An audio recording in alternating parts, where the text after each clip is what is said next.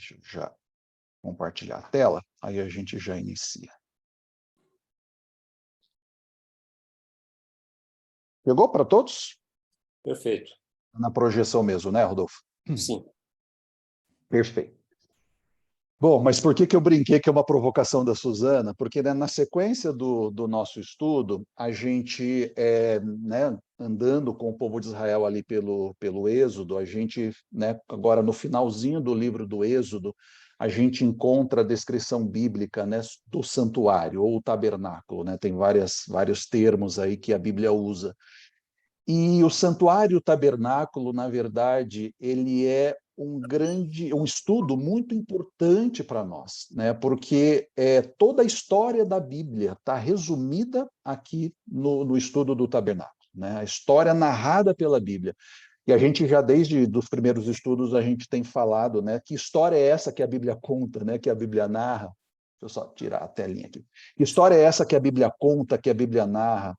É a história de Jesus, né? A história do plano da salvação. E Jesus, né, como a personificação e a solução dada por Deus dentro desse plano da salvação que a gente vai ver um pouquinho mais em detalhes hoje. Então, toda essa história narrada pela Bíblia, quem é Jesus, o que ele fez no passado, o que ele faz agora e o que ele vai fazer no futuro, essa é a grande narrativa, a grande história da Bíblia. E o resultado, quando a gente entende essa história maior, né, da Bíblia, no qual da qual todas as outras narrativas convergem, para a qual todas as outras narrativas convergem, a gente entende o que está por trás, né? E o que está por trás de toda essa grande narrativa bíblica, que é a história de Jesus, é o plano da salvação. E esse plano da salvação, ele é contado assim com uma riqueza de detalhes e com toda a pedagogia divina dentro dessa figura, dessa imagem do santuário ou do tabernáculo israelita, né? Por isso que o santuário realmente ele conta essa história do plano da salvação. Então, cada móvel, cada vestimenta ali do sacerdote, do sumo sacerdote, cada utensílio, cada ritual do santuário, ele conta e revela essas verdades básicas do plano da salvação, né? E só que para a gente estudar o santuário, o tabernáculo, é um tema muito amplo. E aí que vem a provocação da Suzana, né? Tudo que está por trás do plano da salvação é a graça de Deus, né? É a graça disponibilizada. E aí, uma vez conversando com a Suzana lá na porta da igreja, ela me perguntou, mas o que é a graça, né?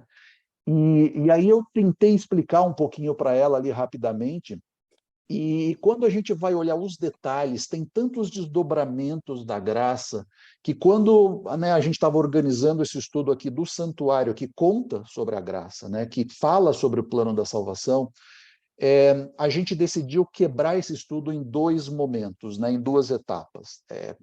A etapa de hoje, né, o estudo de hoje, é não entrando ainda no santuário, mas entendendo essa grande história, que é o plano da salvação, que no fundo é a graça manifestada de Deus para com o ser humano. E aí, no próximo estudo, aí sim, né, entendido o que é a graça, né, o que Deus fez, faz e fará por nós. Aí a gente vai lá para dentro do santuário. E aí, entendendo esse pano de fundo, essa narrativa toda, aí vai ficar muito mais claro para nós entendermos todo o simbolismo, o que aquele ritual estava expressando quando a gente entende, né, o significado dentro do plano da salvação, e aí fica muito mais fácil e mais didático para a gente entender. Então, hoje a gente vai entrar especificamente aí sobre o que é a graça. Mas só mais um comentário sobre o tabernáculo. Na verdade, hoje a gente ouve muito, né? A gente tem bastante gente aqui da área de educação, né, sobre metodologias ativas, como ensinar esse aluno, né, de uma forma mais eficiente, né, um aluno do século XXI. E aí a gente vê que quando a gente traz alguma coisa vivencial para esse aluno, quando ele vivencia, e a partir dessa vivência ele constrói conhecimento, é muito mais efetivo, né, as estratégias aí de ensino e aprendizagem. E o que Deus fez com o povo de Israel lá no deserto foi exatamente isso, né? Ele criou, né, ele trouxe toda essa estrutura do santuário realmente como uma ferramenta pedagógica, audiovisual, vivencial, para o povo entender o plano da salvação. né? Então, é sobre esses temas que a gente vai percorrer aqui no estudo de hoje e no próximo. Bom, entrando agora especificamente sobre o plano da salvação, né? Mas aí fazendo uma reflexão. Quando a gente olha, né, todas as manifestações do cristianismo, a gente percebe que existe um símbolo que ele aparece em tudo, né, que é a cruz. A cruz é um símbolo do cristianismo e é, de fato, o centro da fé cristã, né? A gente ama a cruz, a gente canta sobre ela, a gente fala, prega sobre ela, a gente coloca a cruz nas nossas igrejas, nas nossas catedrais, e aqui, né, a Basílica de São Pedro, olha a cruz protagonizando ali, né, bem no pináculo ali da cúpula. Diversos livros foram escritos e tratados exaltando esse símbolo do cristianismo, né? Só que, agora olhando para a segunda imagem, a cruz, ela é um símbolo de vergonha. Criminosos eram executados nela, né? E da maneira mais vergonhosa possível e selvagem. E os pintores, eles são muito generosos, né, quando eles colocam esses paninhos ali para cobrir as partes íntimas, né, dos crucificados. As pessoas crucificadas eram crucificadas nuas, em alguns casos até as partes genitais eram pregadas na cruz, né? E essa forma, né, de morte foi criada ali pelos romanos, ela era tão cruel que os próprios romanos, né, eles consideravam a crucifixão como uma coisa muito repulsiva para ser usada como um instrumento de morte de um cidadão romano, né? Eles só usavam para outras pessoas que não era cidadão romano. Se a gente lembrar aqui da própria história bíblica de Paulo, Paulo não morreu numa cruz, né? Apesar de ter sido morto pelo Império Romano, mas ele não morreu numa cruz. Paulo morreu decapitado. Então, a cruz era um instrumento de tortura e de vergonha realmente utilizado ali pelo Império Romano para quem não era um cidadão romano. Paulo ele tinha, né, a cidadania, ele tinha dupla cidadania, cidadania judaica e cidadania romana. Mas aí a pergunta para nós, qual é o motivo, o sentido de adorar um homem exaltado como criminoso, né? Essa imagem mostra bem. Quem era crucificado era um criminoso. Por que adorar, né, especificamente esse homem crucificado lá no ano 31 da nossa era cristã? E olhando esses próprios sacrifícios ali do 30, essas próprias mortes ali do ano 31 depois de Cristo, naquele dia da Páscoa judaica, por que adorar e reverenciar aquele homem crucificado no centro? Porque se a gente for olhar, milhões e milhões de pessoas foram crucificadas, né, ao longo de toda a história, enquanto esse tipo de atividade, né, era praticado. E mesmo no dia que Jesus morreu, duas outras pessoas também morreram, né? Foram crucificadas com ele. E por que nós entendemos que aquele crucificado lá no centro, no dia da Páscoa, lá no ano 31 depois de Cristo, realmente ele é o Salvador, né?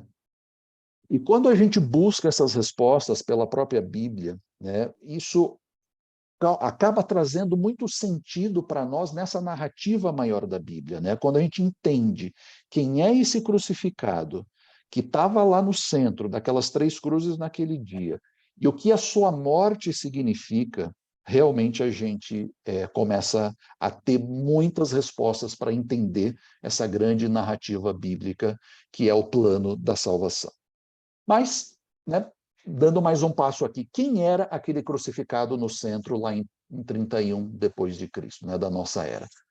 O seu nome era Jesus, né? E por que a gente sabe que é ele? Porque está extensamente documentado tanto na Bíblia quanto nos documentos históricos que o Jesus bíblico é o Jesus histórico, né? Que essa pessoa realmente bate com a narrativa bíblica, né? Porque tem muitos, a gente não vai ler os textos aqui, porque então a gente vai levar muito tempo, mas tem muitos detalhes, né? No ano tal, do governador tal, quando o imperador era tal, e o sacerdote lá da época era tal, né? A Bíblia traz muito esses detalhes.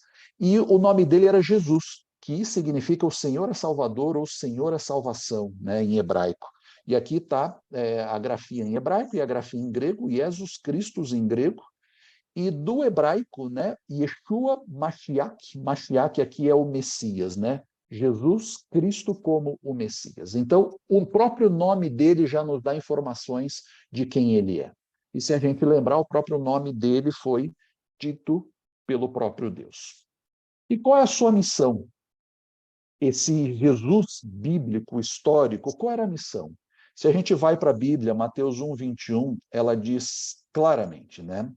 Ali no momento em que o anjo aparece para Maria, né, e dá as instruções sobre o nascimento, né, daquele filho que viria dela.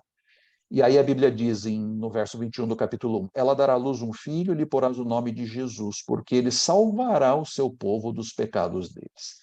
Ou seja, esse Jesus histórico, que é o Jesus bíblico, quando eu vou à Bíblia, eu descubro que ele é o nosso Salvador, porque ele salvará o seu povo dos pecados deles.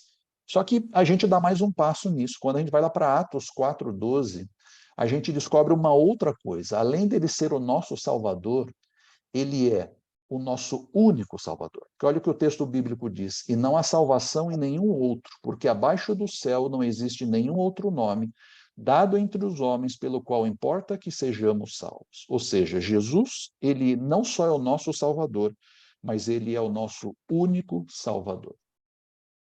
Aí a pergunta que surge quando a gente está olhando essa narrativa toda bíblica, mas Jesus ele é salvador do quê? Né? Do que ele vem nos salvar? E aí a gente, né, quando a gente vai lá para Gênesis 3, como a gente estudou, né, no começo dos nossos estudos, ele é o salvador do quê? Do problema do pecado. Ele nos salva do pecado. Mas o que é pecado? Né? A gente precisa entender um pouquinho o que é isso, né? O que é pecado? E como ele surgiu, né? A gente já viu que o pecado ele surge lá no céu, dentro do coração de um ser criado, que era Lúcifer. A gente viu pelas narrativas, né, por 2 textos da Bíblia que mostram, né, esse contexto antes, né, do pecado vir à nossa terra. Ele nasce no coração de um ser criado, Lúcifer, que exalta-se a si mesmo acima do Criador e deseja a posição do Criador. Né? Orgulho brota ali no coração de Lúcifer. E aí a gente pode se perguntar, né, como que o pecado pode, ou como um ser perfeito, vivendo no ambiente perfeito, desfrutando ali da presença de um Deus perfeito, pode dar origem a um pecado. Né? A própria Bíblia diz que isso é um mistério. Não, o que é mistério na Bíblia? São coisas que não nos são explicadas. Né? Não, nós não temos condições de entender ou justificar. Mas a gente sabe, pelo próprio relato bíblico, que o pecado tem na sua essência o fato de Deus criar seres com liberdade de escolha. Né? E quando ele faz isso, cria seres com liberdade de escolha, ele corre o risco de esses seres decidirem não amá-lo ou não servi-lo. E foi exatamente o que aconteceu com Lúcifer, né, e com um terço dos anjos, como a gente estudou lá em Gênesis 3. Né? E aí a gente sabe, né, que o pecado desce à terra de que forma? Né? Satanás, ele buscando adeptos, né, às suas ideias, ele chega à nossa terra e aí todo o diálogo ali com Adão e Eva, ele faz com que Adão e Eva eles pequem. Né? E aí o pecado passa a habitar, né, a ser uma realidade no nosso planeta. Mas o que a gente precisa entender é que pecado ele é muito mais do que um equívoco, um ato errado, um comportamento inadequado. É muito mais do que isso. Como o 1 João 3,4 diz, todo aquele que pratica o pecado transgride a lei. De fato, o pecado é transgressão da lei. Ou seja, como é que a Bíblia define pecado? Transgressão da lei. Né?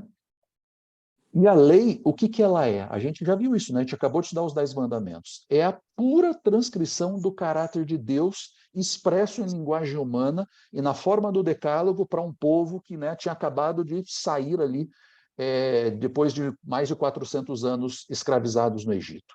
Mas ela é uma transcrição. Os princípios espirituais por trás da lei que a gente estudou ao longo dos 4 últimos estudos é uma transcrição do caráter de Deus. Então, se pecado é transgressão da lei e a lei é a transcrição do caráter de Deus, olha a que nível chega a nossa compreensão do que é pecado. Pecado é um crime que lesa o caráter de Deus. Pecado é um crime que atinge a Deus. Né? Mas, então, se pecado é isso, e Jesus é o salvador do problema do pecado, e a gente entende que o pecado realmente é alguma coisa que lesa o caráter de Deus, ou seja, a gente viu também lá nos estudos de Gênesis 3 que o pecado ele abriu um abismo, né, uma separação entre Deus e o homem. O homem não podia mais ver a Deus face a face. O homem agora começa a ter outros sentimentos, né? Quando ele peca, né? Adão se esconde, ele começa a culpar a Eva, Eva culpa a serpente, Eva culpa o próprio Deus, enfim, começa a acontecer uma série de coisas ali diferentes. Então, o pecado cria uma separação entre Deus e o homem. E essa separação é tão grande, um abismo tão intransponível entre Deus e o homem, que só Deus pode resolver o problema do pecado. Porque se o pecado é um crime que lesa a Deus, lesa o caráter de Deus, e só Deus pode resolver esse problema, então Deus tem que, de alguma forma, se manifestar ou fazer alguma coisa para que isso aconteça, né? Somente um ser ali dotado de infinitude divina poderia resolver ou cobrir esse abismo. E a gente entende pela própria revelação bíblica que Jesus cumpre esse papel, né? A vida, morte, o nascimento, a encarnação, a vida sem pecado, a morte e a ressurreição de Jesus cobrem esse abismo, né? Por isso a cruz ocupando esse papel central dentro da fé cristã. E será que Jesus é Deus? Né? Óbvio que ele é. A gente já viu, já estudou um pouco sobre isso também. E a Bíblia deixa muito claro lá em João capítulo 1, verso 1, no princípio era o verbo, a palavra, né? Aquele que falava e tudo existia. E o verbo estava com Deus e o verbo era Deus. Claramente se referindo a Jesus, né? João começando o seu evangelho falando sobre Jesus, né? Dando esse contexto sobre Jesus e dizendo que no princípio, que princípio era esse? Princípio lá da formação do universo, né? Ele era o verbo. Ele falava e tudo existia, né? E ele estava com Deus e ele era Deus. Portanto, Jesus é Deus. E um ser menos do que Deus não pode resolver o problema do pecado, não pode nos salvar. E aqui é um alerta muito importante para nós, né? Quando nós negamos a divindade de Jesus, e infelizmente, né, tem grupos que negam a divindade de Jesus, dizem que Jesus é um ser criado, alguém que é um anjo exaltado, mais exaltado do que os outros anjos, mas é um ser criado. Quando a gente nega a divindade de Jesus, a gente está negando no fundo o quê? A capacidade que ele tem de nos salvar. Porque só Deus pode nos salvar. Né? Somente um ser dotado de infinitude divina, ou tão infinito quanto Deus, pode nos salvar. Ou seja, ele não podia fazer isso, Deus não podia dar uma solução para o pecado se ele, Deus, não tivesse envolvido nessa solução. Bom, a gente sabe quais foram as consequências do pecado depois de que Adão e Eva falharam. Houve essa ruptura, né? Tanto do relacionamento com Deus, do homem com Deus, do ser humano com Deus, uma ruptura do relacionamento do ser humano com o seu semelhante. A gente percebe nitidamente, né, o embate entre Adão e Eva. A mulher que tu me destes, essa me fez pecar, me trouxe o fruto, eu comi. Né? O que Adão está dizendo? Jogando a culpa para Eva. Né? Ela que me fez pecar, eu não queria, mas ela me trouxe o fruto, né, e eu comi. A ruptura do relacionamento com a natureza, né? Aí, pós o pecado, já começa a aparecer espinhos, cardos, abrolhos, a terra não daria mais o seu sustento de forma espontânea, o homem teria que agora lavrar a terra, né? Cultivar a terra para que ela realmente desse o seu sustento e por aí vai. Né? Então, ruptura do relacionamento com Deus, com o semelhante, com a natureza e consigo próprio. Né? O ser humano ele passa a viver num estado de alienação total. Né? Essa separação de Deus cria uma alienação completa do ser humano, dele com ele mesmo, dele com a natureza, dele com o seu semelhante, em última instância, dele com Deus. E a consequência disso tudo, dessa alienação do ser humano, total e geral, é a morte, né? Como a gente vê lá em Romanos 6, 23. Porque o salário do pecado é a morte. E aí a gente viu também, nesse contexto, como que o pecado de Adão e Eva nos afeta hoje, né? Como alguma coisa que aconteceu há 6.000 anos atrás me afeta ou nos afeta hoje. E aí a gente tem 3 textos da Bíblia que mostram claramente isso, né? Romanos 5,12 diz assim: portanto, assim como por um só homem entrou o pecado no mundo e pelo pecado a morte, assim também a morte passou a todos os homens, porque todos pecaram. Importante a gente frisar aqui que aqui a gente não está trazendo aquele conceito não bíblico de pecado original, né? De pecado, o pecado lá de Adão e Eva é imputado a nós. Não. Não é isso. Pecado de Adão e Eva respondem pelos seus próprios pecados e nós respondemos pelos nossos. Só que o que aconteceu quando se cria essa ruptura do relacionamento com Deus e essa alienação do homem para com Deus, é que o homem passa agora a ter natureza pecaminosa. Né? A gente já falou um pouquinho quando a gente estudou o capítulo 3 de Gênesis. O que é a natureza pecaminosa? Essa tendência de fazer o que é errado. Né? Essa tendência de fugir de Deus, de não buscar o que é correto, mas de fazer aquilo que é errado. Né? O próprio Davi diz, eu nasci na iniquidade e em pecado me concebeu minha mãe, né? No Salmo 51:5. Aqui ele não está dizendo que o ato, né, de concepção é pecado. Não, nada disso. Mas ele me concebeu em pecado, ou seja, ele me concebeu com natureza. Ela me concebeu com natureza pecaminosa. Eu venho ao mundo com natureza pecaminosa, que é essa tendência de não fazer a vontade de Deus. E o próprio Paulo, assim, de forma brilhante, ele descreveu esse conflito, né, que o ser humano vive, lá em Romanos 7, 15, 19 e 20. Porque nem mesmo compreendo o meu próprio modo de agir, pois não faço o que prefiro, e sim o que detesto.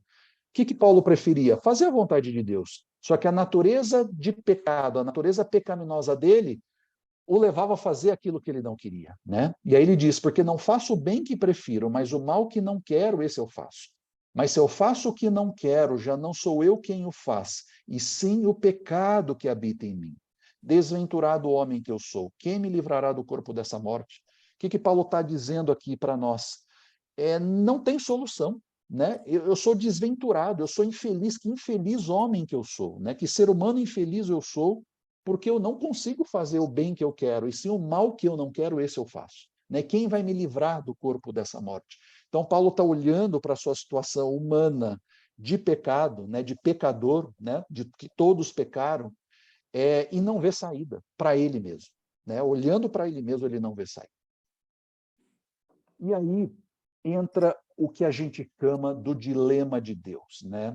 Olha a situação que Deus se encontrava. O que é dilema, antes da gente entrar, né, no dilema de Deus? O que é dilema? São duas afirmações que são corretas, mas elas juntas não têm solução. Por isso é um dilema. Né? Olha as duas afirmações aqui.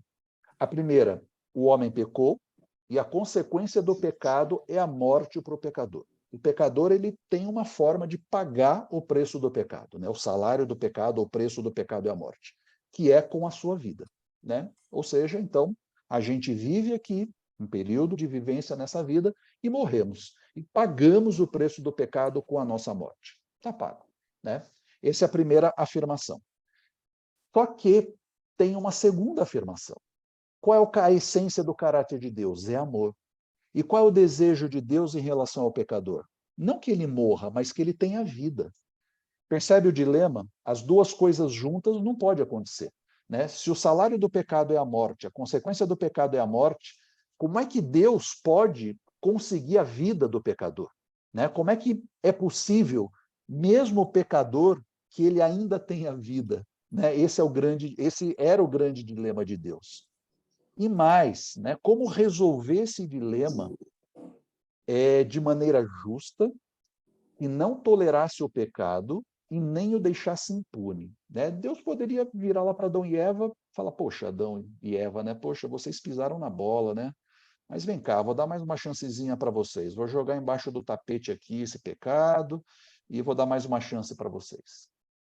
Deus estaria sendo injusto, porque o salário, a consequência do livre-arbítrio, da decisão humana, ali tomada por Adão e Eva, foi ouvir a serpente, né? Na verdade, Satanás travestido de serpente, o diabo e Satanás, e não ouvir a Deus. Então, Deus estaria violando o livre-arbítrio de Adão e Eva, né? Diante de todo o universo. Então, Deus não seria justo. Deus estaria tolerando o pecado e estaria deixando o pecado impune. Né? Lembrando que a lei é uma expressão do caráter de Deus, então Deus não podia ir contra o seu próprio caráter. Então, como resolver esse dilema? Né? Por um lado, o pecador teria que morrer, né? Teria que pagar com a sua morte. Mas, por outro lado, Deus não queria a morte, Deus queria a vida do pecador. Como Deus resolve esse dilema? Né? Por isso que só Deus podia resolver. Qual é a solução que Deus dá? realmente ele coloca aqui em ação, né? Ele dispara o plano da salvação. Né? Um plano concebido, eu não lembro se a gente já falou sobre isso em algum momento, mas a Bíblia revela que esse plano de salvação ele foi concebido muito antes da formação, da criação desse mundo. A divindade nunca é pega de surpresa, Deus nunca é pego de surpresa. A partir do momento que ele cria seres com liberdade de escolha, com livre-arbítrio e a possibilidade de não o aceitá-lo, ele já pensou num plano de solução caso algum ser no universo decidisse não o aceitar. Né? E como ele poderia resgatar esse ser, né, que decidisse não o aceitar e aí, por consequência, pecasse e tivesse como resultado que pagar com a morte. Né? Então, Deus ele dispara, né, o amor infinito coloca em ação o plano da salvação. Que plano era esse? E aí Isaías 53:5 ele nos mostra claramente.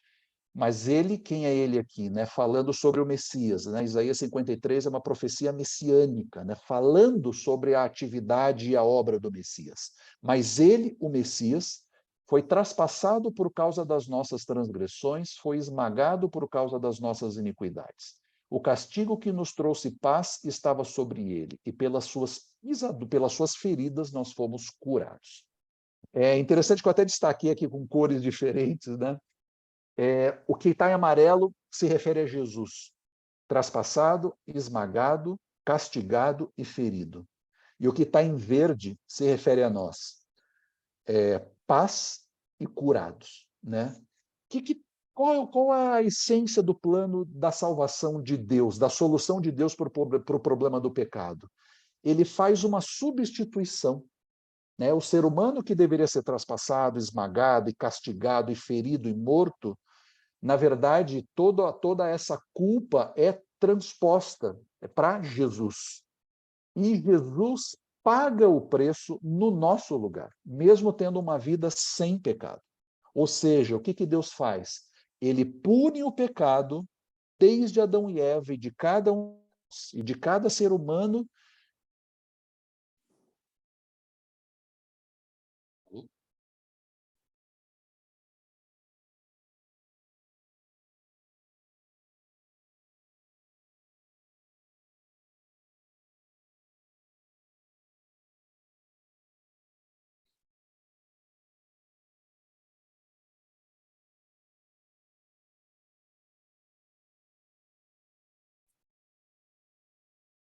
Tudo bem, Fábio?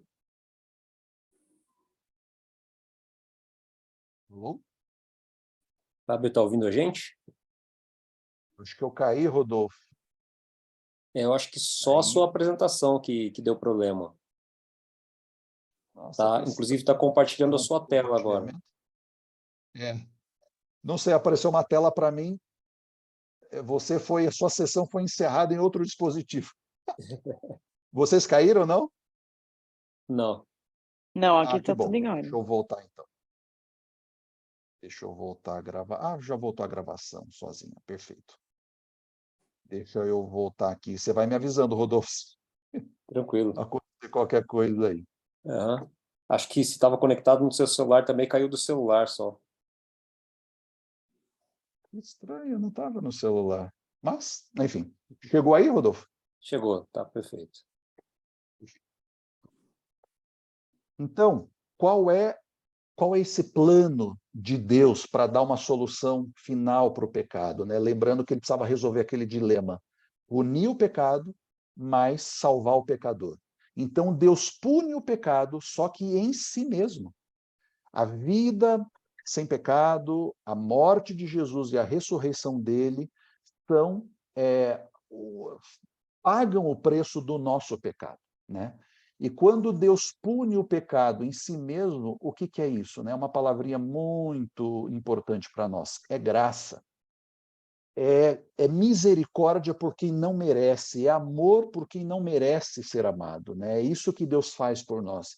A partir do momento que o ser humano, né, através de Adão e Eva e toda a família humana, decide, né, não aceitar a Deus, né, como seu Senhor e Salvador, Deus cria uma outra forma de solução do problema, que é punir o pecado em si mesmo. Por isso que Jesus precisava morrer na cruz. Percebe, voltando agora ao início, né, do nosso estudo de hoje, por que que aquela cruz faz a diferença e não milhares de outras pessoas que foram crucificados ao longo de toda a história? Porque aquele ser humano que morreu ali, naquele dia, naquela cruz do centro, primeiro, ele era Deus, e segundo, ele era sem pecado. Então, através do sacrifício dele, sem pecado, ele paga o preço no nosso lugar. Isso é a graça. E por que Deus precisou se tornar humano? Porque ele não podia morrer como Deus, né? Ele precisou se tornar humano, um ser humano, se revestir da humanidade, para que, como um ser humano, aí sim Cristo podia morrer, né? E pela sua morte vencer aí a morte. E aqui está um conceito muito importante para nós, né? Em Jesus nós temos a união perfeita e plena das duas naturezas, tanto a natureza divina quanto a natureza humana. E é isso que capacitou Jesus a ser o nosso Salvador. Ele era plenamente Deus, ele era plenamente humano, ele viveu uma vida sem pecado, morreu por nós, ressuscitou, hoje intercede por nós e vai voltar para nos buscar. Esse contexto todo que faz de Jesus não só o nosso Salvador, mas o único Salvador. Não tem nenhum outro ser no universo que cumpra essas 7 prerrogativas, né? De ser Deus, de ser humano, para que, né, ser Deus por quê? Porque só Deus poderia resolver o problema do pecado, ser ao mesmo tempo um ser humano, para que como ser humano ele pudesse pagar o preço do pecado ou morrer, viver uma vida sem pecado, para que a sua vida fosse realmente o preço, tivesse condições de pagar o preço do nosso pecado, ressuscitar, porque não adiantava nada ele ter morrido e não ressuscitado, né? Como é que isso chegaria para nós hoje? Como é que nós saberíamos que o preço foi pago? Então ele precisou ressuscitar. E hoje ele está ministrando os méritos do seu sacrifício, né? E do preço que ele pagou para cada um de nós. Né, que temos pecado, temos natureza pecaminosa, mas quando vamos a ele, recebemos a graça, né? Entramos em contato com a graça e o nosso pecado é pago pelo sacrifício de Jesus. Né? Então, muito importante a gente entender essas duas coisas. Né? De novo, tem grupos que negam a divindade de Jesus, mas também tem grupos que negam a humanidade de Jesus. E tanto num caso quanto no outro, quando a gente negando ou a divindade ou a humanidade, no fundo, a gente está negando a capacidade que Jesus tem de nos salvar. Né? Indo em frente, daqui a pouco a gente abre para perguntas e considerações. Efésios 2, de 8 a 10, mostra bem claramente, né, essa solução de Deus. Lá a gente lê assim: pois vocês são salvos pela graça, por meio da fé, e isso não vem de vocês, é dom de Deus. O que é dom? É presente de Deus.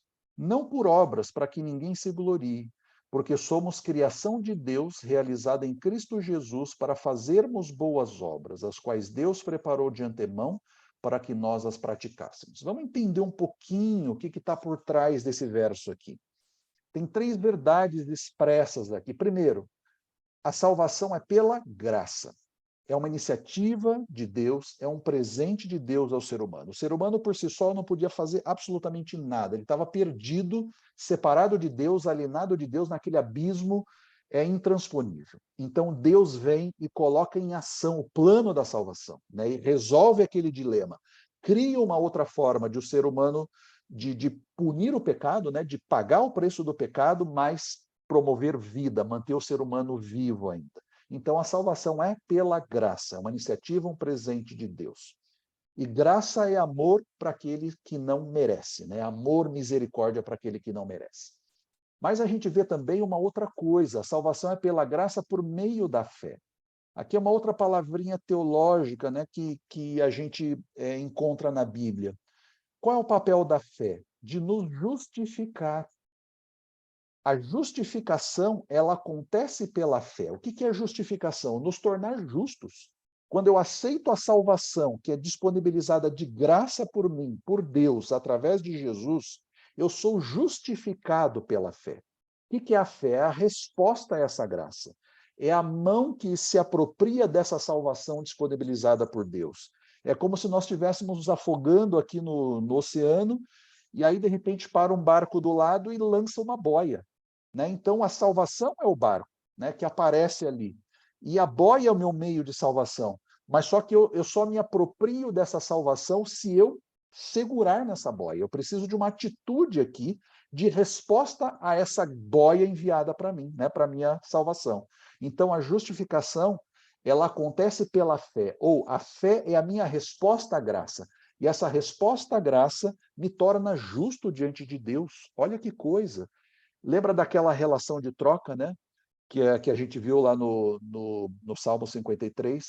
Né? Ele foi ferido pelas nossas transgressões, moído pelas nossas iniquidades. Né? Ou seja, essa relação de troca acontece. Eu entrego para Jesus o meu pecado e ele me entrega a sua vida perfeita sem pecado.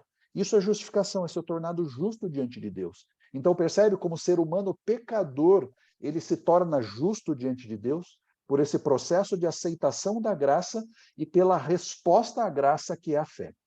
E a fé ela se desdobra em duas dimensões. É crer, então é eu crer que Deus pode fazer isso por mim e confiar. E não basta só crer, né? Eu preciso dar o próximo passo, que é confiar. Né? A própria Bíblia menciona que os demônios, eles creem em Deus, eles creem nisso tudo. Eles sabem, eles estão, né, nesse contexto todo, e eles creem na salvação. Só que eles não confiam, né? Porque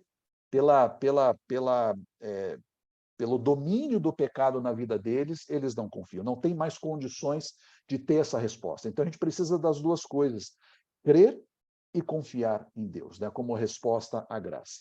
Só que o verso também ele traz mais uma verdade, né? Quando nós aceitamos a salvação pela fé como resposta à graça, na nossa vida vai ser produzido boas obras, como fruto dessa graça operando na nossa vida. Isso é o que a Bíblia diz ou menciona sobre os frutos do Espírito, né? Que são boas obras que aparecem na nossa vida como resposta, como resultado da atuação de Deus na nossa própria vida, né? Como resposta da atuação da graça operando na nossa vida.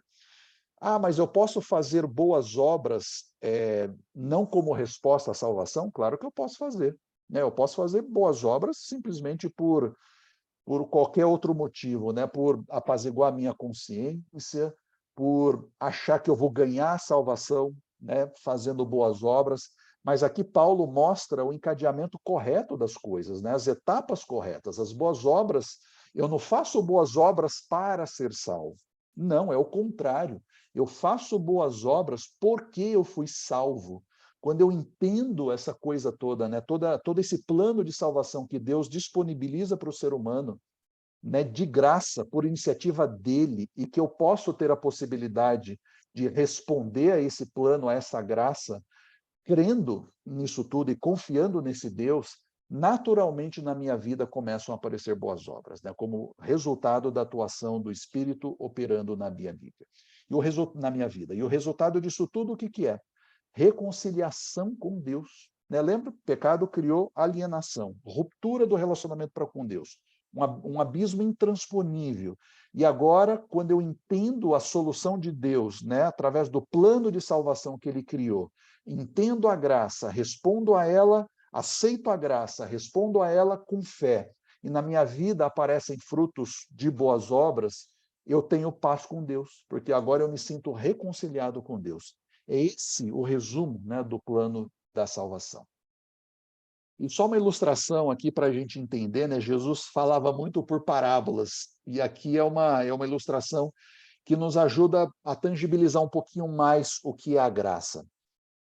Conta-se a história de um menino de 14 anos, né, que assim sonhava em dirigir, né? Não via a hora de ter condições de dirigir, de tirar carta, de poder dirigir o carro do pai e no futuro ter o seu próprio carro, e ele sonhava com esse momento, né? Ele tinha isso. Os meninos têm muito isso, né? Principalmente os meninos. Eu me lembro, eu tinha esses sonhos também, né? A geração de hoje parece que não está mais muito conectada com essas coisas, né? Mas enfim. Mas ele sonhava, né, com esse momento de dirigir. E um dia que os pais saem de casa para dar uma volta, o que ele pensa? Opa, eu vou pegar o carro, né? Vou dar só uma voltinha, né? Só para sentir essa emoção e depois eu já guardo o carro aqui. E ele fez isso. Pegou o carro, mas como não tinha, né, não tinha muito, o pai até estava ensinando, tal, mas como não tinha muito controle, muita habilidade, o que aconteceu? Se perdeu ali nos pedais e entra com o carro no muro do vizinho. Que tragédia, né? Que desgraça. Quebra o muro, né? Como está aqui na imagem, fura o muro e estraga o carro. E aí o vizinho sai de casa, olha toda a situação e diz para o menino: olha, eu tenho 3 opções para lidar com essa situação aqui. Tenho 3 opções. A primeira opção, eu vou chamar a polícia, seu pai vai ter que responder por isso, porque você é menor de idade, e seu pai vai ter que pagar o muro aqui da minha casa. O vizinho agindo dessa forma, ele estaria agindo com justiça. E realmente, ele não tinha, né, nada com isso, de repente o muro dele aparece quebrado, então, justiça sendo feita, ele poderia tranquilamente chamar a polícia e exigir que o pai do menino pague o muro. Mas ele disse para o menino: mas eu tenho mais uma opção. Eu posso arrumar o muro por minha conta, né? Eu vou arrumar o muro por minha conta e não vou contar nada para o seu pai sobre o que ia acontecer. Se ele agisse dessa forma, ele estaria agindo com misericórdia. A culpa era total do menino, né? Mas por que ele, né, o dono da casa, aí teria um prejuízo financeiro tendo que arrumar o muro? Mas seria uma atitude de misericórdia. O menino não tinha como pagar, não tinha nem dinheiro, né? Não era nem adulto para pagar ali o muro. Então, ele poderia agir com misericórdia, consertando o muro. Mas ele disse para o menino, e não contando nada para o pai, né? Mas ele disse para o menino: mas eu posso agir de uma terceira forma. Eu não vou falar nada para o seu pai, eu vou pagar o muro, eu vou pagar o conserto do seu carro, e quando você fizer 18 anos de idade, eu vou te dar um carro zero de presente para você. Se aquele dono da casa, o vizinho, agisse dessa forma, ele estaria agindo com justiça? Ele estaria agindo com misericórdia? Ele estaria agindo por graça, que na verdade é o quê? As duas coisas juntas, né? A graça e a justiça e a misericórdia de Deus atuando de forma plena. Todos os atos de Deus são atos de justiça e misericórdia. Em Deus, né? O problema é que Ele tá no ser mudo, não humano, tá? né? Tem alguém mais Oi? ouvindo ele? Vocês estão ouvindo? Eu tô ouvindo. Eu tô ouvindo também. Estão ouvindo? Só a Silvana? Não te ouvi, Silvana. O pessoal está me ouvindo? Eu tô. Desculpa, eu parou de ouvir aqui, mas perdão, continua. Tá ouvindo? Tá ouvindo agora, Silvana? Ah, então tá bom. Beleza, beleza. Então, nos atos de Deus, justiça e misericórdia estão plenamente fundidos, né? Todos os atos de Deus são de justiça e misericórdia, porque o seu caráter reflete isso, é de amor, né? O amor age com justiça e misericórdia. O problema é que nesses termos, do ponto de vista humano, eles estão muito corrompidos e muito contaminados, né, pela visão de justiça humana e pela visão de misericórdia humana. Mas em Deus essas coisas se fundem de maneira perfeita, né? Justiça e misericórdia atuando, se manifestando através da graça de Deus, né? Deus, em Jesus na cruz, Deus atua com justiça, punindo o pecado. Só que Jesus atua com misericórdia. Não foi eu, não foi você, né, que estávamos na cruz, que pagamos com a nossa morte eterna, mas foi o próprio Jesus. Então ele age com misericórdia para conosco. Isso é graça. Essa é uma historinha, né, uma ilustração que mostra um pouquinho, né, tangibilizando para nós o que é graça. E só Deus é capaz de uma atitude dessas, né? É impensável, né, alguém quando acontece alguma coisa dessa, né? Alguém bate no seu carro, você sai lá do carro e fala para a pessoa: olha, eu vou consertar, não vou dizer nada para ninguém, não precisa nem chamar a polícia, eu vou pagar o seu, o meu, né? Eu sendo o certo, né? Não o errado. Eu vou pagar o seu carro e o meu, e fica tranquilo que eu vou te dar um outro carro de presente ainda. É uma coisa inimaginável para o ser humano, porque só Deus é capaz de uma atitude dessas, né? De graça, né? De misericórdia, de justiça ao mesmo tempo, né? De amor, amar aquele que não merece ser amado porque escolheu um caminho diferente, né? E aí, só para a gente já finalizando, para a gente abrir para as perguntas, né? E é importante a gente discutir bastante, ver quais as dúvidas de vocês aqui, como o que Jesus fez há 2000 anos lá atrás impacta a minha vida hoje, né? Jesus morreu há 2000 anos atrás.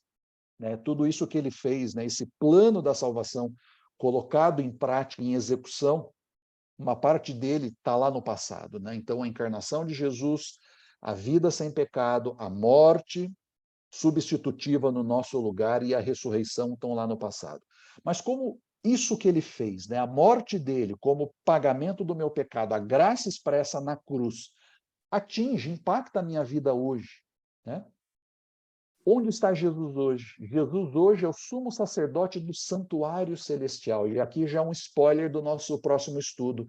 O santuário terrestre, ele foi feito como uma cópia daquilo, das realidades celestiais que Moisés viu, né? Moisés viu o santuário celestial, né? Viu modelos do santuário celestial, representações do santuário celestial, e ele copiou essas coisas no santuário da terra. Moisés não teve liberdade poética, não teve liberdade criativa para, né, criar as coisas que ele queria. Ele fez exatamente de acordo com o modelo que Jesus, que Deus mostrou para ele. Então, o santuário terrestre é uma cópia do santuário celestial. E o que Jesus está fazendo hoje, não aqui na terra mais, mas no santuário celestial, é ministrando, disponibilizando, os méritos do seu sacrifício para todos aqueles que o buscam. Que méritos são esses? A graça, a justificação e as boas obras, né? A graça, esse presente de possibilidade de salvação. A justificação é ser, mesmo tendo natureza pecaminosa, sendo tornado justo diante de Deus pelo sacrifício de Jesus. E no nosso dia a dia aqui, mesmo no mundo de pecados e tendo natureza pecaminosa, através da obra do Espírito Santo, produzir boas obras, né, sendo desenvolvidas no nosso coração e se manifestando na nossa vida. Então, ele está hoje lá no santuário celestial, disponibilizando os méritos do seu sacrifício para todos os que o buscam. E de que forma eu busco a Deus? Pela oração. Eu não preciso de intermediário. Eu não preciso de pastor, eu não preciso de padre, eu não preciso de reverendo, eu não preciso de missionário, eu não preciso de ninguém para ter acesso ao que Deus fez por nós por meio de Jesus. Eu tenho acesso direto a Jesus, né? Eu não preciso da intercessão de ninguém. É Ele que intercede por mim diante de Deus. Então, Jesus, né, a cruz é de novo, né?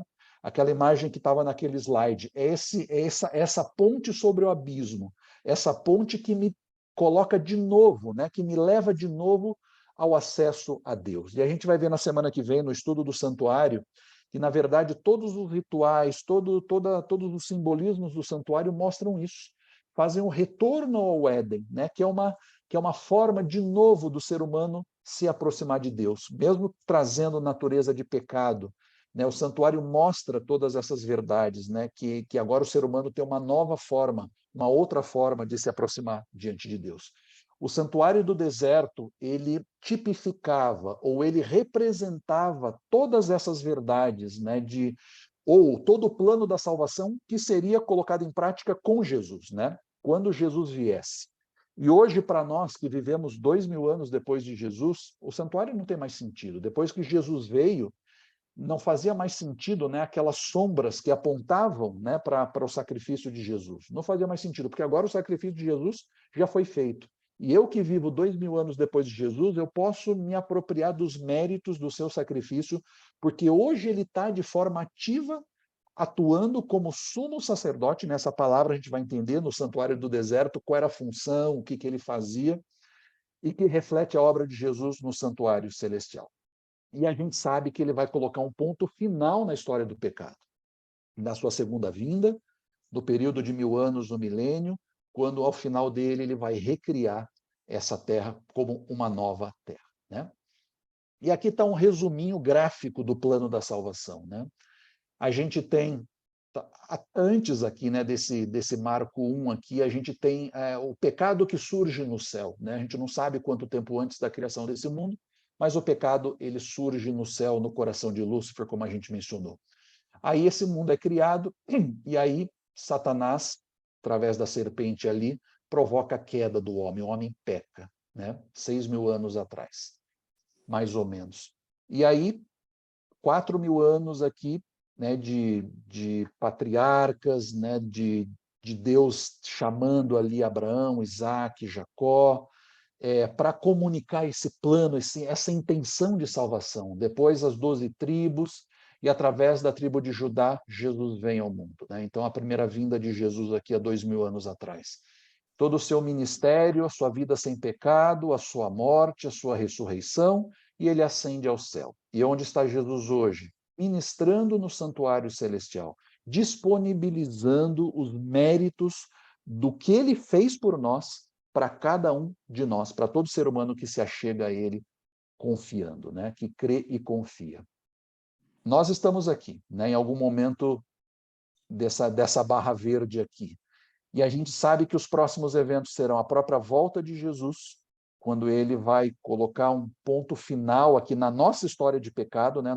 Paulo diz isso muito claramente, tocada a trombeta do arcanjo, os mortos, aqueles que morreram com essa esperança em Jesus, eles ressuscitarão primeiro, e depois nós, os vivos, aqueles que aceitaram a Jesus, né? Na sua vida, nós seremos transformados no abrir e fechar de olhos, nesse momento glorioso da segunda vinda de Jesus. Depois nós passaremos 1000 anos com Deus no céu, e depois voltaremos com ele para essa terra, quando essa terra será recriada, e aqui, nesse momento, será fechado esse parênteses da história do pecado na história do universo. Aí, a partir daí, nós teremos vida eterna com Deus novamente. Ou seja, nós voltaremos a esse estado original de criação, né? Agora, não mais com natureza pecaminosa, mas com natureza, somente natureza divina, né? Nós vamos ter, não teremos mais essa natureza, essas motivações, essa tendência natural, essa inclinação natural para o pecado. Essa é a história do plano da salvação. E aí, a partir da semana que vem, aí a gente vai entrar nesses detalhes aqui, né, do santuário, ou do tabernáculo do deserto. O santuário é exatamente o plano da salvação. Tudo isso que a gente falou essa noite é o plano da salvação revelado através das construções, né, das próprias tendas aqui do santuário, dos objetos que estavam dentro da tenda do santuário, dos objetos que estavam fora do santuário, das vestimentas sacerdotais, do papel dos sacerdotes e do sumo sacerdote, e de todos os rituais, né? Em tudo isso a gente vai ver como que Deus, de forma audiovisual, né, ensinava para o povo de Israel e para nós hoje também os detalhes, né, e os lances do plano da salvação, né? A morte substitutiva, a necessidade do pagamento do pecado através do derramamento de sangue, então o salário do pecado é a morte, a remissão dos pecados, os sacrifícios diários, o dia da expiação, quando os pecados seriam realmente retirados, o tabernáculo seria purificado dos pecados de toda a congregação e por aí vai. Então aí a gente vai ver nos detalhes, mas sem entender esse contexto, né, o que é a salvação, o que é esse plano da salvação, ia ficar um pouco confuso a gente entender todo esse simbolismo. E agora, entendendo o plano da salvação, quando a gente for falar sobre cada um desses símbolos, vai ficar muito fácil. Opa, isso aqui representa aquela atitude de Deus, né, quando dentro do plano da salvação, né, quando ele nos disponibiliza o plano da salvação. Então, só para a gente finalizar, a gente já abrir para perguntas. Até a morte de Jesus, tudo que era feito, tanto nos sacrifícios lá dos patriarcas, quanto nos próprios rituais do santuário terrestre, se oferecia um cordeiro, né, que era sem mancha, que era um substituto temporário, sacrificado várias vezes, e era um sacrifício simbólico. Simbólico do quê? Do sacrifício de Jesus. Aquela pessoa, aquele ser humano, que foi morto lá no ano 31 da nossa era, que além de ser humano era plenamente Deus, né? Que teve uma vida sem pecado e agora morria, nos substituindo dentro desse plano maravilhoso de salvação. Então, o cordeiro oferecido lá em todos os rituais dos patriarcas e do santuário teria que ser sem mancha. Por quê? Porque ele prefigurava Jesus, que não tinha pecado, que era sem pecado. Era um substituto temporário. Por quê? Porque o verdadeiro substituto eterno é Jesus.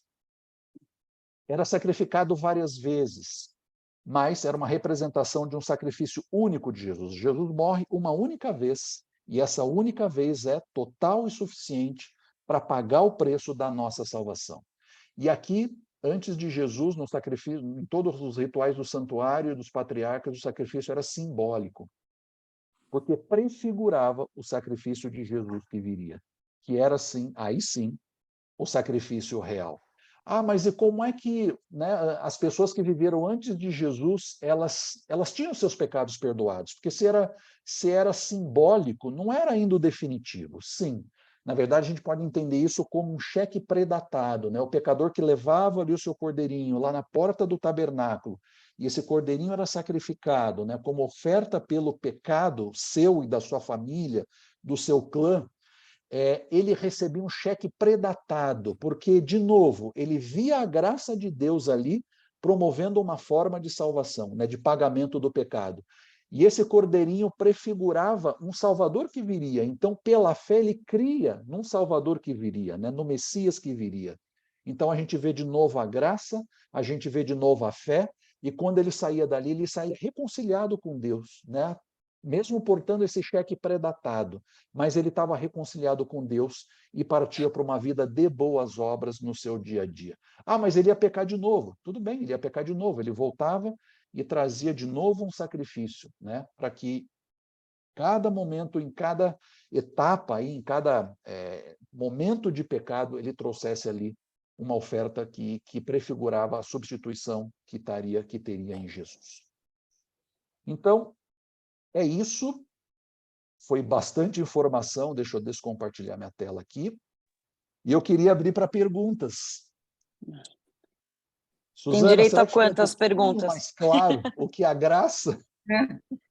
Quantas perguntas pode fazer? Quantas perguntas a gente pode fazer?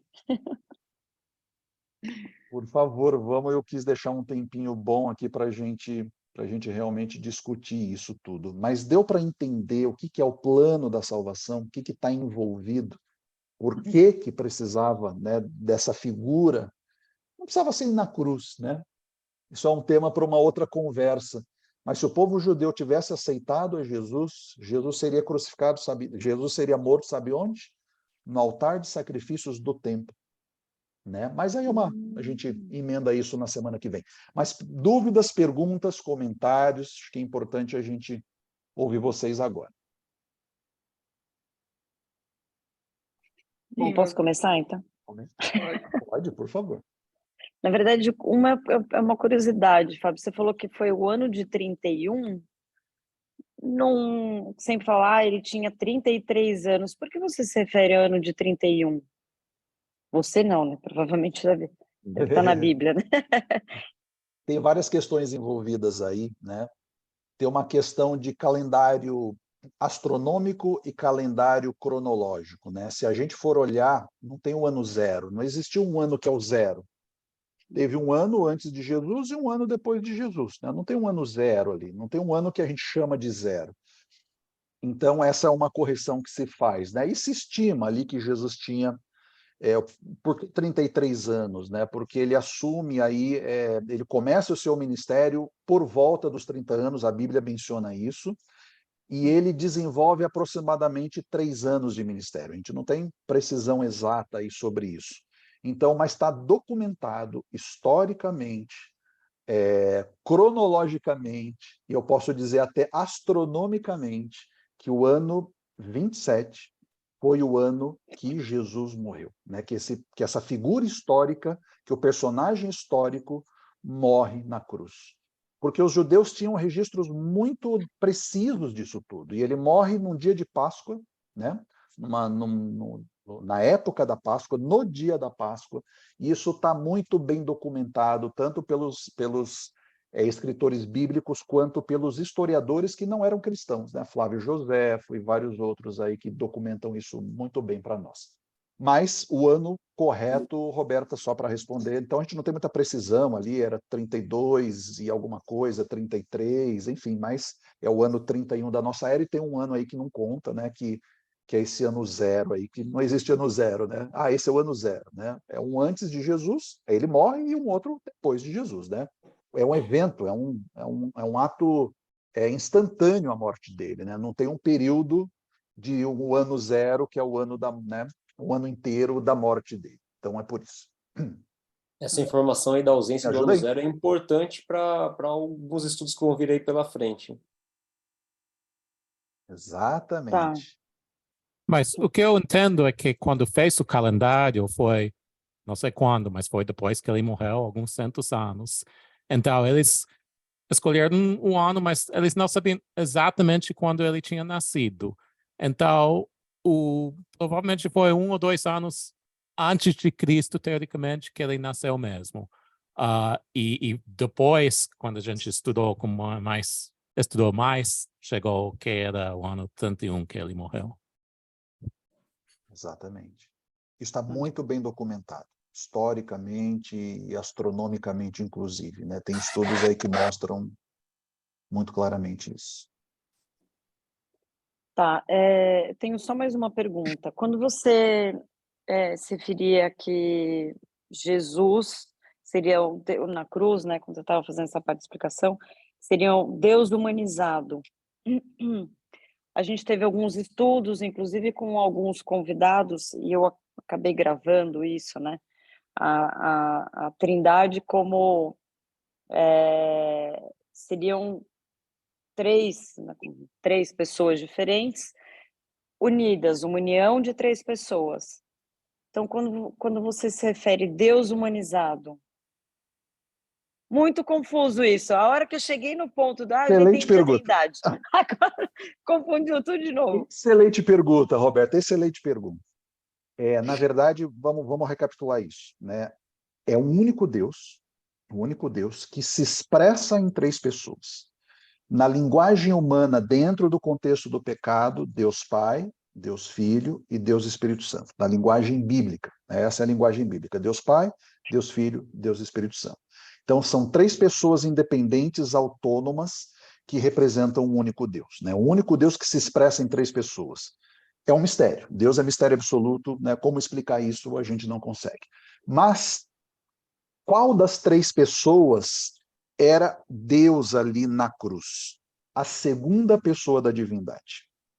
Então, tirando os nomes, né, no contexto ali do pecado, a primeira pessoa da divindade, a segunda e a terceira, a segunda pessoa da divindade, dentro lá daquele plano, né, de salvação feito desde os fundamentos, né, do universo, desde a fundação do universo, quando esse plano foi elaborado, a segunda pessoa da divindade se voluntaria para encarnar a natureza humana. E aqui está um ponto bem importante, Roberto. Na verdade, o ser humano, né, o ser humano Jesus, ele tinha as 2 naturezas, a natureza humana e a natureza divina. Como é que isso aconteceu? Aí é um mistério, a encarnação é um mistério. Mas lembra que, né, quando Jesus ele foi concebido de Maria, então, aí o que eu imagino, né? A gente não tem a revelação bíblica aí, mas eu imagino que pode ter sido isso. Para a geração de uma vida precisa de duas células, né? Duas células, 2 gametas ali, né? Então, Maria contribuiu com o óvulo, e o relato bíblico diz, né, que ele foi concebido do Espírito Santo. Então, muito provavelmente, o Espírito Santo contribui, a divindade contribui com o elemento masculino, o espermatozoide, e formam o zigoto. Nesse momento da formação do zigoto, a segunda pessoa da divindade, que aí já é vida, né? A segunda pessoa da divindade vem e se une de uma forma absolutamente inexplicável, né, para seres humanos e formam uma união indivisível de divindade e humanidade nesse ser que é Deus e ser humano ao mesmo tempo. Então, e essa união, e aqui que está o amor de Deus, né, a graça manifestada, essa união, essa natureza humana, a segunda pessoa da divindade, vai levar pelo resto da eternidade. É um ser humano que está hoje lá no céu intercedendo por nós, que é plenamente ser humano e é plenamente Deus. É uma coisa realmente que a gente não consegue explicar. Mas é a segunda pessoa da divindade, onde estavam as outras 2. Lembra lá no batismo de Jesus? Lá a gente vê claramente as 3 pessoas da divindade. Então, Jesus, a segunda, está lá sendo batizado por João. Nesse momento, abre-se, né, o céu, se vê uma luz e a voz de Deus da primeira pessoa da divindade é ouvida. Esse é o meu filho amado em quem eu me comprazo. E a terceira pessoa da divindade, o relato bíblico diz isso, o Espírito Santo se une ali, naquele momento, os três ali estão unidos em forma visível de pomba. Então, ali a gente vê as três pessoas da divindade unidas nesse pontapé inicial, nesse V0 do ministério de Jesus, que foi o seu batismo, né? O que aconteceu antes do batismo de Jesus, a vida, a adolescência dele, a Bíblia não traz. Mas o seu ministério salvífico começa realmente aqui no momento do seu batismo. Ali ele começa a realmente botar em curso o plano da salvação. Ficou claro? Ficou. Obrigada. Fabio, Diga, Silvio. voltando um pouquinho para o assunto que que você falou, que é o pecado e a salvação, como é que você pensa a pessoa que não testemunha Deus? Ele tem salvação, mesmo que ele não testemunhe Deus? Vamos pegar os conceitos aqui, Sil. Testemunhar é falar de Deus para outras pessoas, né? Contar para outras pessoas aquilo que Deus fez por nós. Isso. O que eu posso dizer, Que tem a ver com a graça. Na verdade, total. Lembra os 3 passos? A graça é um presente, é um dom, né, disponibilizado pela divindade para nós seres humanos. Como é que eu me aproprio? Eu sou pecador, eu estou naquele abismo de distância. Como é que eu me aproprio dessa graça? Aí é pela fé, é crendo no que Jesus fez por mim, é crendo no que aconteceu há 2000 anos atrás. E quando eu creio nisso e me aproprio desse presente, naturalmente no meu coração começa uma obra imperceptível, que é o que Jesus diz lá para Nicodemos, que é a atuação do Espírito Santo. Eu sou uma nova criatura. Esse é o novo nascimento, que a Bíblia diz. Quando eu entendo a graça, me aproprio dela e com o coração aberto eu respondo pela fé a essa graça, sobrenaturalmente nasce no meu coração uma outra natureza. Então agora eu tenho natureza de pecado, mas eu passo a ter uma outra natureza, que é a natureza divina. E essas duas naturezas vão entrar em conflito ao longo de toda a minha vida. É aquele conflito que Paulo falou. O bem que eu quero fazer, que é a natureza divina me mostrando isso, eu não faço. Mas o bem que eu não quero, esse eu faço. Então esse conflito vai acontecer ao longo de toda a minha vida, até a segunda vinda de Jesus, que é onde essa natureza humana vai ser eliminada. Só que, como é que eu faço, para chegar na resposta para você, Sil? Como é que eu dentro desse conflito entre as duas naturezas, como é que eu permito que a natureza divina se sobreponha à natureza humana e carnal? Em outras palavras, através me de salve. 3 coisas. Através de 3 coisas. Estudo da Bíblia, oração, e aí está o terceiro, o testemunho. Quando eu falo para outras pessoas daquilo que Deus fez por mim, isso gera o quê no meu coração? Convicção, maior certeza, maior conhecimento, maior amor, né? Naturalmente vai brotando, né? Quando no meu dia a dia, dessa luta entre as duas naturezas, onde na minha comunhão pessoal com Deus, no dia a dia, todo dia, através da oração, do estudo da Bíblia e do testemunho, essa natureza vai ficando cada vez menos alimentada, a humana, e a natureza espiritual, né, vai sendo cada vez mais alimentada, né? Então aí está a função muito específica do testemunho. Por isso a minha pergunta, então, é exatamente isso. Só Quer dizer, posso fazer uma observação rapidinho. Sobre a questão do testemunho, é importante a gente notar que o testemunho ele não é necessariamente você pregar. O testemunho é você viver a fé. Tá? Tem pessoas que vão conseguir atingir, vão conseguir divulgar bem mais a Cristo testemunhando de outra maneira, simplesmente vivendo, mas não pregando, porque ela não tem a capacidade ou não tem o dom de pregar. As pessoas possuem dons diferentes que podem e são usados pelo Espírito Santo. Então, o testemunho ele está em viver a fé. Tá? Se a pessoa ela tem capacidade, ela tem dom, ela tem facilidade em pregar, em falar, ela vai fazer isso. Se ela tem facilidade em curar, em desenvolver um trabalho como um médico, medicina e tudo mais, dentro do seu trabalho, ela vai mostrar isso também. Se ela tem facilidade em ensinar outras coisas dentro do seu trabalho como professor, também ele vai mostrar a sua fé, vai dar o testemunho disso. Isso é uma coisa que inevitavelmente acontece. Então, é aquilo que não precisa ter aquele esforço. Você precisa, na verdade, viver a fé. É isso. Mas então, Rodolfo, mas aí que vem meu ponto. Eu creio em Deus, eu oro, eu tenho minha ligação com Ele, Certo? mas eu não testemunho. Então, ainda você não está vivendo a sua fé, se você não testemunha. E se Então, eu não, você estiver vivendo eu, a sua fé, as pessoas ao seu redor vão enxergar o que você está, como está a sua vida, eu e não isso estou já é o salva. testemunho. Mas então Tá? eu não estou Você acha que salva. Em não é outras o Silvano? palavras, eu não Você estou acha que salva. não é, Você mas é. acha que você não está testemunhando. Tá? Sei, não, Mas mas isso é eu uma estou coisa... falando teoricamente, né? Aham, ok. Então, a única forma de você não testemunhar é se você não estiver vivendo a sua fé, ou seja, você não desenvolveu a fé de verdade. Porque você pode achar que você não está contribuindo com nada. Se você está vivendo a sua fé, inevitavelmente você está testemunhando. As pessoas que estão ao redor estão vendo alguma coisa ali. É isso que acontece. É assim que o Espírito Santo trabalha. E ele realça coisas na sua fé, coisas que são da sua fé na sua vida. E é isso que faz com que isso se destaque perante os outros. Isso é um caminho de toda uma vida, Sil, assim, toda uma vida, né? Esse é um processo de cristificação, de nos tornar cada vez mais parecidos com Jesus, né? E a fazer o que ele fazia, né? O que ele fazia? Amava a Deus sobre todas as coisas e ao próximo como ele mesmo. Isso se desdobra em várias coisas no nosso dia a dia, na nossa vida, né? Em palavras, em ações, em pensamentos, né? Como a gente viu lá nos 10 Mandamentos, né? Mas mesmo, por mais, aqui está um ponto bem importante, por mais que a gente, né, se aproprie disso, a gente nunca vai conseguir nessa vida uma obediência perfeita. Nunca.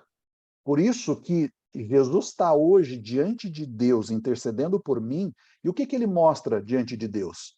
As pisadas na bola, inúmeras lá do Fábio, e uma outra coisinha que ele eventualmente fez de legal, e que a própria Bíblia diz que as nossas boas obras são trapos de imundície. E o trapos de imundície aqui lá na linguagem hebraica eram os paninhos que as mulheres usavam, né, no ciclo menstrual. Então, quer dizer, é nada a minha justiça. O que ele apresenta diante de Deus? Lembra do conceito de substituição? Ele apresenta a justiça dele e ele diz: o Fábio me aceitou, então é a minha justiça que você vai olhar, né? Isso não me exime das boas obras, porque a partir do momento que eu aceito a Jesus, eu creio e confio, naturalmente, né? Aí é o novo nascimento, é sobrenatural esse negócio. É uma imputação de uma natureza espiritual, que agora eu vou viver como um ser, como a Bíblia menciona, né? Como vivam como homens espirituais, que entendendo esses contextos espirituais, entendendo esse plano maior de salvação. Eu não vou viver a minha vidazinha aqui, dos meus 80 e poucos anos, né, se der tudo certo na minha vida, nascer, viver, curtir e morrer. Não, eu vou entender que tem um contexto muito maior, né? E Deus me oferece a possibilidade de salvação, porque agora eu entendo pela revelação bíblica e pela revelação dele todo esse contexto espiritual que está envolvido, né? O Fábio, Giovana acabou de dar um testemunho. o Fábio, posso resumir em se estamos na obediência dos 10 mandamentos de Deus, a gente recebe bênçãos extras.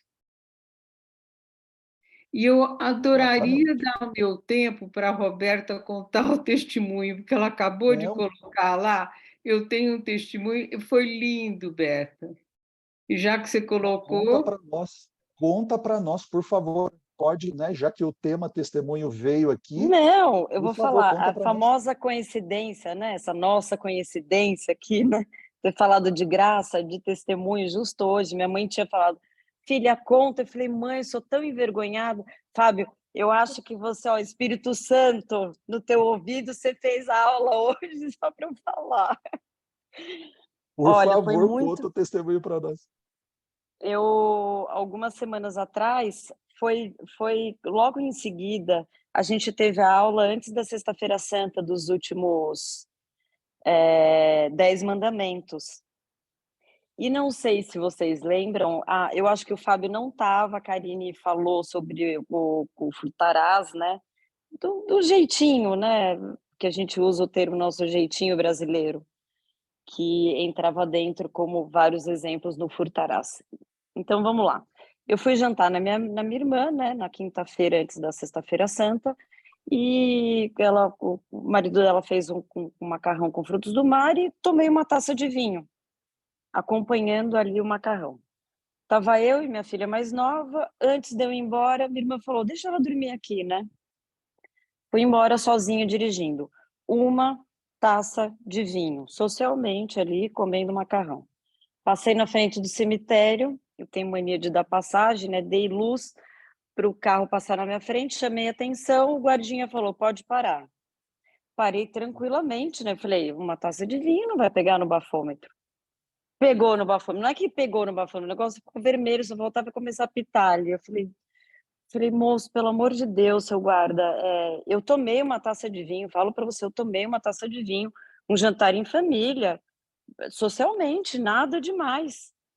Ó, moça, infelizmente, eu falei, e o que eu faço? Ele falou, você tem duas opções, ou você vai para o bafômetro oficial, ou você se recusa. Eu falei, qual que é a diferença? Ele falou, recusar, você vai pagar uma multa, e nem comentou comigo que eu perdi ainda a carteira de 6 meses a 1 ano. E o oficial você pode responder judicialmente. Eu falei, então eu vou recusar, imagine só, por causa de uma taça de vinho, né? Bom, resumindo, fiquei mais de 1 hora com uma policial, eu falava para ela, não tô acreditando que eu tô aqui, juro por Deus. E um cara do lado, bêbado pra caramba, ela falou, ele, por exemplo, vai responder por crime, enfim. Bom, acabou, foi embora, né? Tive que chamar meu marido, que estava trabalhando, para dirigir o carro e tal. Passou a sexta-feira, passou o sábado, e todo mundo assim, para todo mundo que eu contava, uma multa de quase R$ 3.000, perder a carteira de 6 meses a 1 ano. Aí, olha, na segunda-feira você procura despachante tal, que ele dá um jeitinho. Eu falei, não vou, acabei de aprender os 10 mandamentos, eu já não gostava, agora eu não vou dar um jeitinho. Chegou na segunda-feira, olha, tem um advogado tal, não, eu não vou ligar, e meu marido, vai, você imagina se ficar sem carteira, a multa você já vai ter que pagar mesmo. Se ficar sem a CNH 6 meses, 1 ano, eu falei, eu não vou dar um jeitinho. Tinha um porquê de eu ter parado, eu não sei se ele me livrou de alguma coisa, essa 1 hora que eu fiquei, eu vou descobrir por que, né, Deus quis que eu parasse ali, alguma coisa tem. Na quarta-feira, na hora eu fui buscar minhas filhas na escola, eu sou muito ruim de Instagram, né, entrei ali, tinha uma solicitação. A hora que eu entrei, Roberta, bom dia, eu sou a policial que te atendeu ontem. Eu queria dizer para você que está tudo bem. Uma abençoada Sexta-feira Santa. Eu olhei aquilo, eu falei, gente, na quarta-feira que eu fui ver essa mensagem. Aí escrevi para ela, falei, oi, querida, bom, eu estou tentando descobrir até agora, né, o que eu tive que aprender com tudo isso. Não era uma hora para vir uma multa dessa, né? Muito menos perder a CNH. Ela respondeu, você não está entendendo, não vai chegar nada para você. Eu falei, gente, aí eu escrevi para ela, não estou acreditando que você fez isso. Aí eu falei, olha, além de orar por você, meu marido tem um restaurante, eu gostaria de dar um jantar, um almoço para tua família. Ela, não, eu só queria ser justa. Eu falei, e eu só estou querendo ser grata com você. Se eu tivesse pessoalmente, eu estava te dando um abraço. Eu também queria, né, não queria pedir o telefone dela, o endereço, enfim. Bom, um resumo da ópera, o meu entendimento.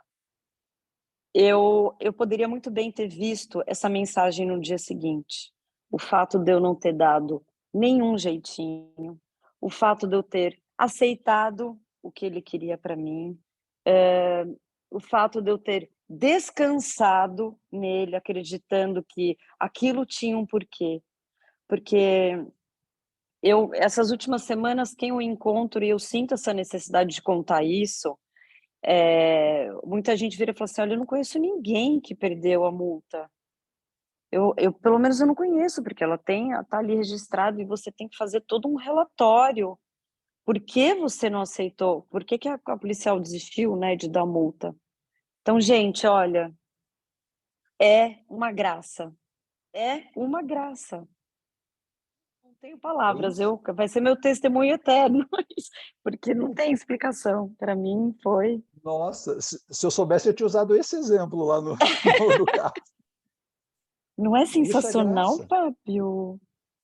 Ele poderia ter feito justiça, É, poderia ter, né, dado os andamentos totais ali, mas agiu com graça, né? Isso é amor por quem naquele momento não estava merecendo, né? Porque teve uma decisão, aí está o livre-arbítrio, né?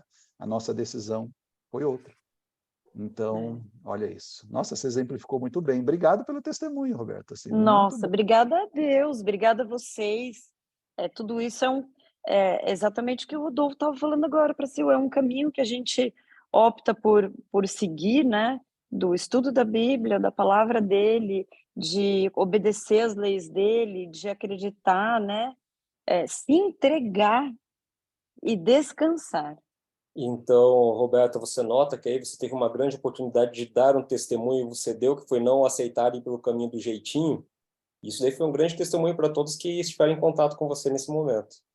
Exatamente. Exato. Espero contar para muitos ainda. E olha que Foi lindo, interessante, né? gente. Como essas convicções, né? Essa é a natureza espiritual que começa a se desenvolver dentro de nós, que é uma vida inteira, né?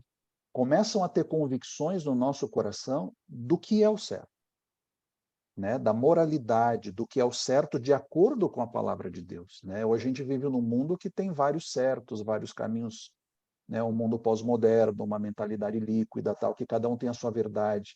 Mas é o caos que a gente está vivendo hoje, né? Dentro de muitas verdades, né? Existe uma verdade, que é a verdade bíblica, que é essa daí que a gente viu hoje, que é o plano da salvação, né? Que é a grande narrativa da Bíblia, né? Que o ser humano pecou, estava condenado à morte eterna, e a divindade intervém, colocando em ação um plano de resgate para possibilitar a reconexão com a divindade e a vida eterna novamente. Então, essas convicções vão surgindo no nosso coração que vão pautando a nossa vida, né? Percebe? Então, assim, você não fez isso para ser salva, né, diante de Deus. Na verdade, você decidiu antes, eu vou tomar essa decisão porque eu sei o que é o correto diante do que Deus tem revelado, né, em toda a verdade bíblica. E aí a sua decisão foi assumir, vamos embora, né? Então é diferente, né, de fazer boas obras para ser salvo. É totalmente diferente. A gente E o faz ver boas para obras crer, né? porque fomos salvos. Exatamente, exatamente. Ô, Fábio, Muito mas bom, muito precisa obrigado, ter Alberto. uma certa certeza lá dentro da gente, né? Porque ela, com certeza, estava muito firme na história. Ela lembrou do mandamento, né? Exatamente. E tem uma passagem bíblica que Deus vai nos trazer à mente, né? Essas verdades que a gente estudou e teve contato nos momentos necessários, né? Isso vem. Acontecia muito com os discípulos, né? Parece que foi uma grande frustração de Jesus, né? Na morte dele, os discípulos todos espalhados. Mas aí o que aconteceu é que depois, quando eles entenderam esse contexto todo, que é o que a gente viu hoje, as coisas começaram a se ligar e fazer sentido para eles, né? Daquilo dos ensinamentos de Jesus. E isso começou a ser manifesto na vida deles, né? E é o que acontece com a gente no dia a dia, né? A gente vai crescendo em maturidade espiritual, que é o processo de santificação que a Bíblia diz, que é nos tornar cada vez mais parecidos com Jesus. E Então, cada é muito testemunho lindo esse tema. desse dá uma força maior para a gente, né? Nossa, não é que a coisa funciona mesmo? Sim, sim, sim, É sim. mais ou menos assim, né? Exatamente. Dá Mais mesmo, algum mas se em ponto? algum momento isso não acontecer, você não tiver uma certeza dentro de você, não quer dizer que está tudo perdido. Volte a andar na direção da salvação e isso que é importante. O importante é você sempre voltar. No mundo de pecado, no mundo que a gente está vivendo, a gente não está livre em nenhum momento de sair do caminho. A gente não está livre em nenhum momento de tomar alguma decisão errada. O importante, a história da salvação é essa. Não interessa quão distante você está de Deus, se você virar e caminhar na direção dele, você está salvo. A O partir do momento que você Rodolfo, está caminhando no sentido contrário, você está perdido. E você nunca está livre de, em determinado momento, você virar e andar no sentido contrário. Sim, pode falar? e eu acho também que uma coisa que eu acho que foi muito importante porque você pegar 3 mil reais de multa e ficar talvez 1 ano sem carteira, você fala, gente, o que eu faço agora? Você acreditar que ele sabe o que é melhor para você, não só andar nas leis dele, né? Você realmente descansar nele. Eu descansei nele. Eu citei também o jeitinho, porque a gente tinha acabado, né, de aprender isso, né? Não é que aprender isso, né? O jeitinho não é nem para ser dado. Mas o descansar nele, que eu acho que quando você está ali, horrível, mal, você fala, tá bom, faz do jeito que você achar melhor. Eu confio em você, sabe? É isso, perfeito. Esse é o ponto, Roberto, é crer e confiar, né? Porque você poderia parar no crer nesse momento. Poxa, a gente está estudando uma série de coisas aqui e tal, eu creio nisso. Mas aí, o confiar exige o quê? Fé. Por isso que o crer e confiar são dimensões da fé. E quando a gente confia, baseado em quê? A nossa fé não é cega, né? É nas inúmeras evidências que a gente tem no relato bíblico, né, de pessoas que viveram coisas similares às nossas. José, a história de José que a gente viu, né? Ele confiou e descansou. E só deu errado as coisas para ele, né? E no final, legal, Deus transforma a vida dele lá. Mas tem uma série de outros que nem teve esse final feliz. João Batista morreu decapitado, mas mesmo assim confiando em Deus, né? Não é Deus que manda o sofrimento, mas o mal Maioria, né? quando, né? Oi, Silvio. Maioria. Eu não me conformo com o coitado do Moisés, que não chegou lá. Não me conformo. Pois é, Silvio. Ralou 40 anos e não entrou. Plano maior de Deus, né? É um plano maior de Deus, né? A gente não sabe o que poderia ter acontecido ali. Então, é o confiar, mesmo quando a gente não vê saída e quando a gente, né? Bom, não foi Deus que quis isso. Foi uma consequência da minha decisão, do exercício do meu livre-arbítrio, mas mesmo quando eu decido diferente do que Deus, né, pede ou me orienta, Ele está comigo. Mesmo nesse momento, eu vou sim ter que passar pelas consequências, mas Ele está comigo, né? Ele está me ajudando, está me amparando, né? Enfim, ou pode até tirar as consequências, como foi esse belo testemunho da Roberta aí. Mais algum ponto? Só ver no chat aqui, o Gerival comentou, esse estudo explica muita coisa sobre a natureza de Jesus. Ele não podia ser apenas humano, pois não poderia nesta condição assumir o peso do pecado de toda a humanidade. E não poderia ser somente Deus, pois não se identificaria com a humanidade e Deus não poderia morrer. Exatamente. Já imaginaram o mundo sem o Deus que tudo criou? A gente estaria absolutamente perdido, né? Isso aqui estaria sem solução para nós, né? Mais algum ponto? Só acrescentando ao comentário do Gerival, um ponto importantíssimo aí na conclusão de tudo, para que o santuário apontava, que era o sacrifício de Cristo, é a ressurreição. Ou seja, aquele cheque predatado, lá conforme o Fábio comentou, que antes do sacrifício de Cristo, que o pecador recebera como se fosse um cheque predatado. O pecado dele iria ser perdoado. Ele já morreu, mas o pecado dele ainda estava lá no banco para ser debitado. Tá? E só se seria debitado isso com a ressurreição de Cristo. Então imagine um Deus morto. Não seria Deus. Ele é o doador de vida. Então ele tinha que vencer a morte. E Cristo morreu e, mais importante do que isso, ele ressuscitou.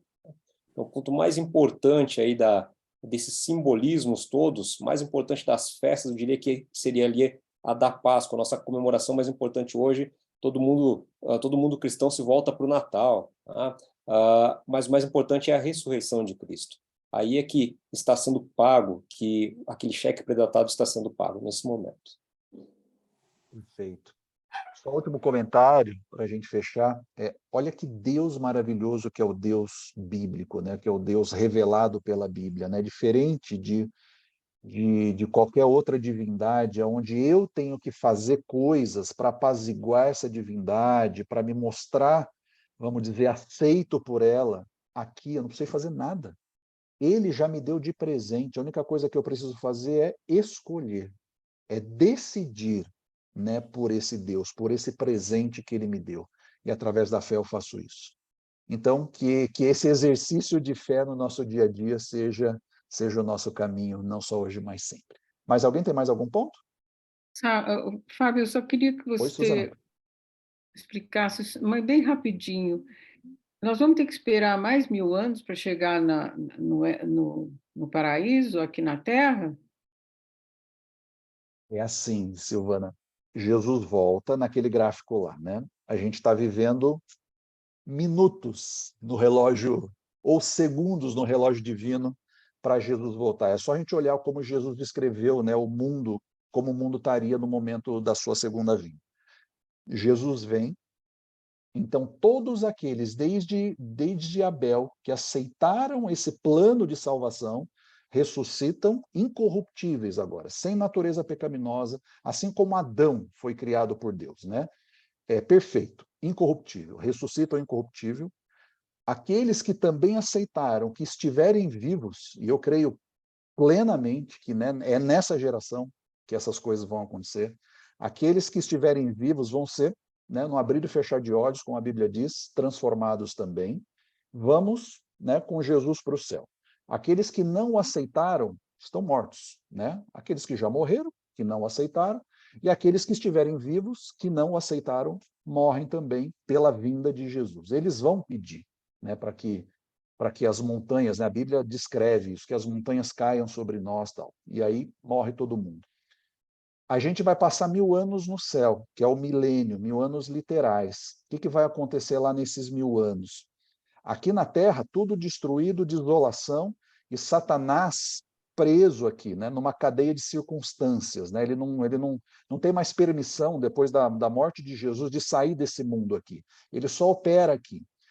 E ele não tem mais permissão de sair. Então ele fica por aqui, só que sem nada para fazer, porque isso aqui não tem um ser humano vivo, né? Está todo mundo morto e destruído, para refletir sobre os resultados das suas decisões, né?